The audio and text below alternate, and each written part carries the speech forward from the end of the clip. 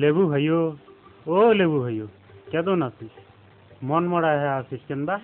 খুব ভয়ত আছং রে ভাই। হ্যাঁ, কি ফির হইল?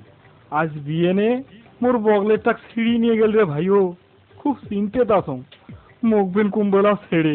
হয় রে ভাইও, আমার গুলের তো কপালত ইয়ে হয়ে লেহা। সেদিন নে দুনিয়াতে আসলো, তাতে হুর ধরি খাওয়া খাওয়ি, তোমাক তো তাও পাহে খায়।